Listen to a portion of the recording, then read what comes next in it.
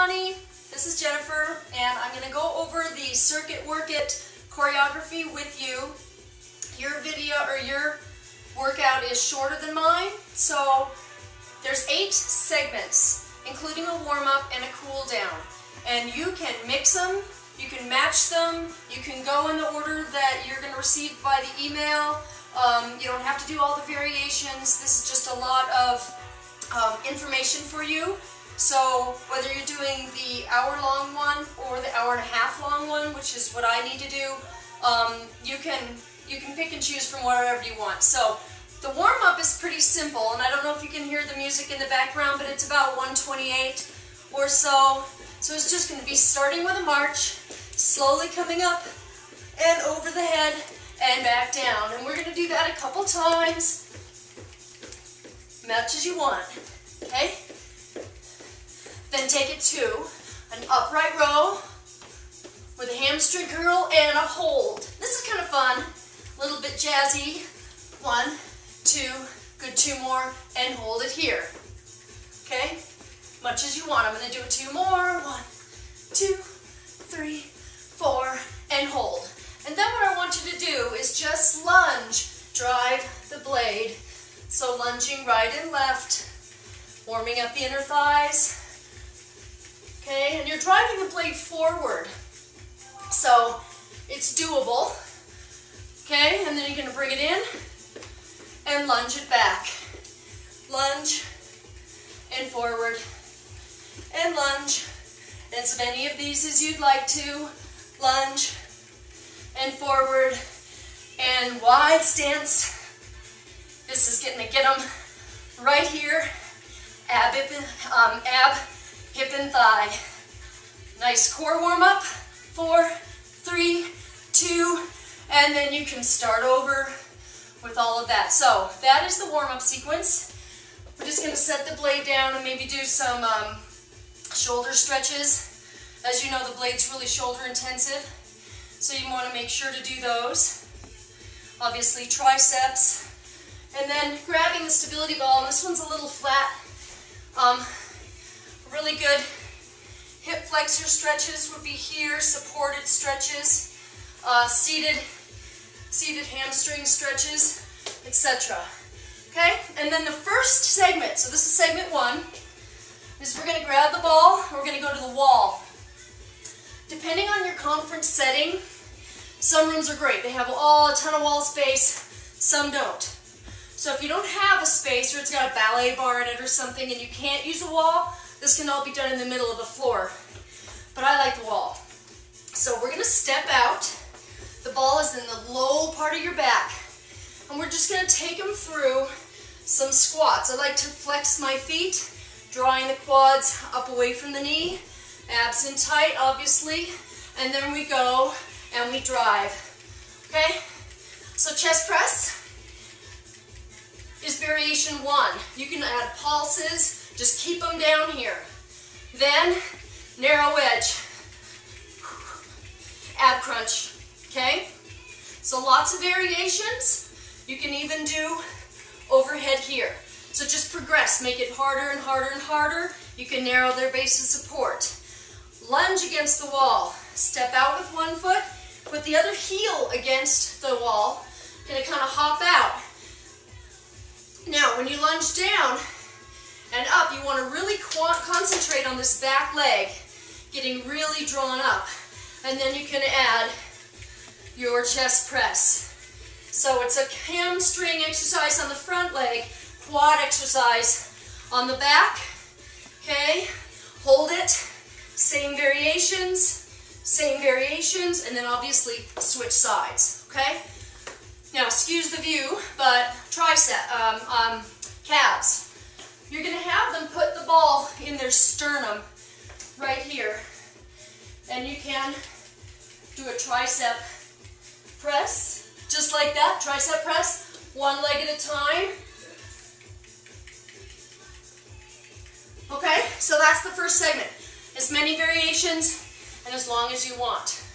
Okay, so the second segment, we're going to put this blade in our hands. We're going to put the ball away. This is just ball and blade, okay? Because because I wasn't sure what else they would have, but I know that these are 2 Mad Dog products, so hopefully they'll go and buy a blade and a ball, right? Okay, so this one's a little aerobic, and what you want to do is it's a sequence you can repeat. You're going to have them jump and drive. So this is a plie and a chest press. Okay, bring it over the head, rise up onto the heels, and add little pulses. You can do that as much as you want. Then what you're going to do is you're going to bring the blade behind you, and you're going to forward bend. This is a great lat exercise, actually.